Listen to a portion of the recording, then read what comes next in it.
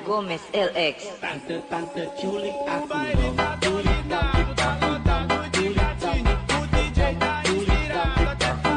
Culik dong, aku dong. Culik dong, aku dong. Culik dong. Hai guys, Assalamualaikum warahmatullahi wabarakatuh.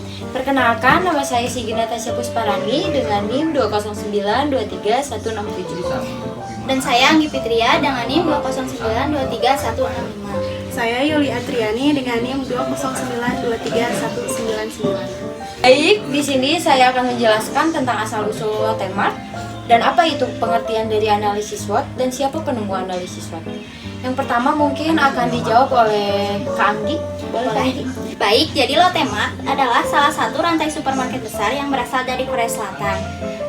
Lotemart pertama kali masuk ke Indonesia pada tahun 2008 dengan membuka gerai pertamanya di Jakarta. Kemudian, Pelita asal Korea Selatan membuka cabang ketiganya di Jalan Peta nomor 241 Bandung. Lebih tepatnya di Mall Festival Citylink lantai LG. Lotemart dikenal dengan menyediakan berbagai produk berkualitas dengan harga yang terjangkau. Mereka menawarkan berbagai produk mulai dari fast food, groceries, peralatan rumah tangga, home and living produk, fashion, elektronik, dan gadget. Lotemart juga dikenal karena konsep toko yang bersih, rapi, dan nyaman untuk berbelanja. Ya, berarti serba ada gitu ya. Ya, Serba ada gitu ya. Selanjutnya ada pengertian analisis SWOT yang akan dijelaskan oleh Kak Yuli. Analisis SWOT itu sendiri metode yang digunakan untuk mengevaluasi faktor internal dan eksternal yang mempengaruhi semua bisnis gitu. Analisis SWOT sendiri akromi dari kata kekuatan, kelemahan, peluang, sama ancaman. Cukup banyak berarti ya. Iya. Kalau misalkan untuk penemunya sendiri, aku kurang tahu nih siapa nih Kak Iki. Kak Iki, boleh? Boleh. Untuk penemu analisis SWOT, jadi pertama kali diperkenalkan oleh Albert S. Humphrey pada tahun 1960. Jadi pertama kali diperkenalkan itu pada tahun 1960. Berarti cukup lama ya. Iya, udah lama banget ya. Analisis SWOT ini. Lama banget. Mengapa sih kita mengambil Lotemart dalam analisis SWOT ini? Kita akan memanggilkan seseorang yang mungkin bisa menjelaskan secara rinci. Langsung Boleh? aja ya, kita Boleh panggil langsung panggil aja. Kak Bagja, boleh? Silakan. Halo gengs. Baik, sebelum lanjut saya akan memperkenalkan diri. Di sini nama saya Bagja Nugraha dengan NIM 209221141. Di sini saya akan menjelaskan beberapa tentang perusahaan Lotemart. Baik, langsung saja. Bagaimana Kak Bagja? Apakah sehat? Alhamdulillah sehat walafiat. Oke, baik, langsung ke pertanyaannya aja ya Kak Boleh. Bagja. Mengapa Anda mengambil perusahaan Lotte untuk dianalisis Kak Bagja?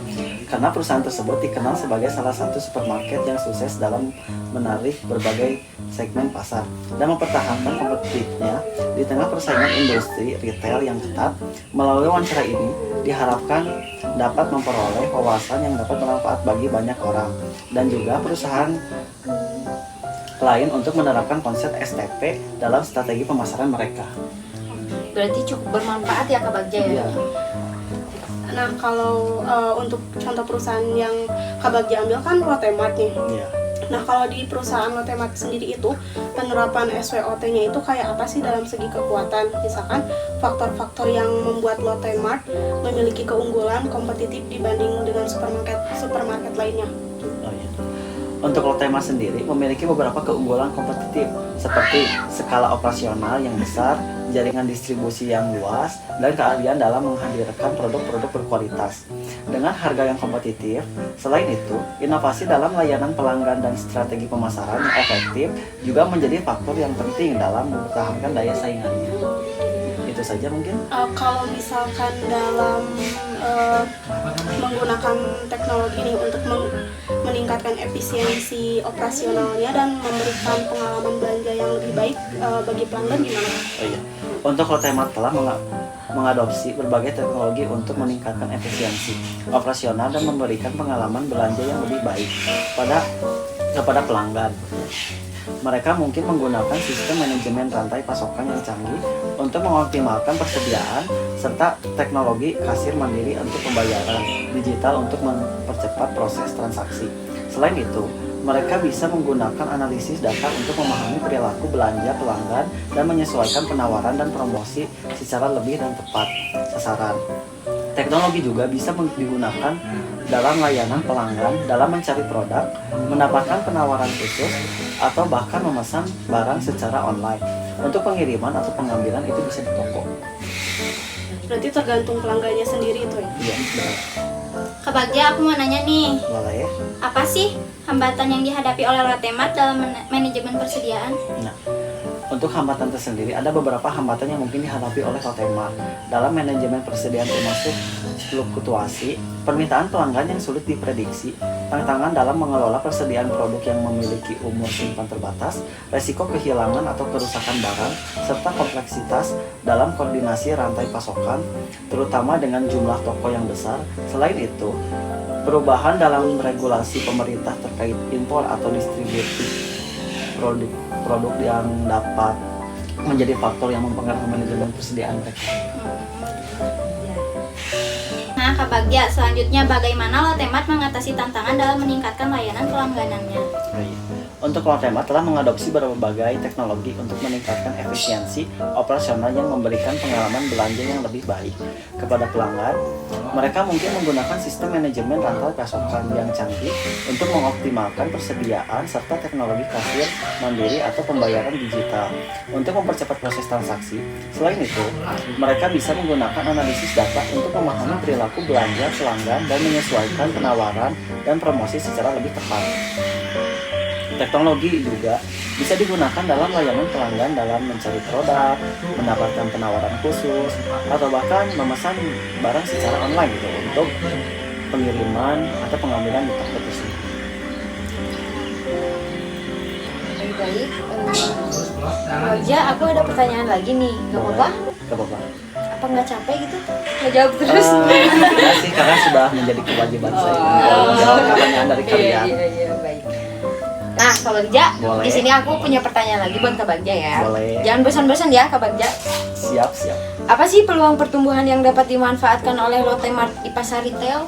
Nah, untuk Lotemat dapat memanfaatkan pertumbuhan e-commerce dengan memperluas layanan belanja online dan mengembangkan strategi pemasaran yang lebih kuat di platform digitalnya.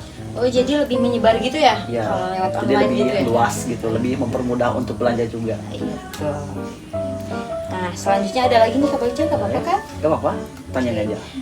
Bagaimana Lotemart dapat memperluas jangkauan geografisnya Kak Bagja? Nah, untuk Lotemat dapat melakukan ekspansi ke wilayah yang belum terjangkau oleh toko. Mereka mengakuisasi bisnis retail lokal di wilayah baru untuk memperluas jangkauan geografisnya, seperti itu. Oh, begitu ya Kak Bagja.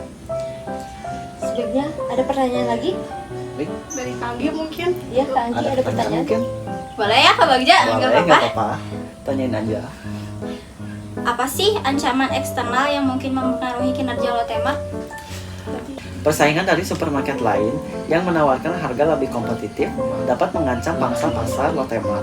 Selain itu, perubahan regulasi pemerintah atau fluktuasi ekonomi juga dapat mempengaruhi kinerja bisnis mereka, seperti itu. Jadi fluktuasi itu ngaruh banget ya. Iya, ngaruh banget. Kak Bagja, aku punya satu pertanyaan terakhir Oh nih. iya, boleh. Bagaimana sih Lotemat menghadapi persaingan dari bisnis retail online? Sekarang kan banyak nih Iya. supermarket lain pun yang mulai menjajahkan bisnisnya di online gitu.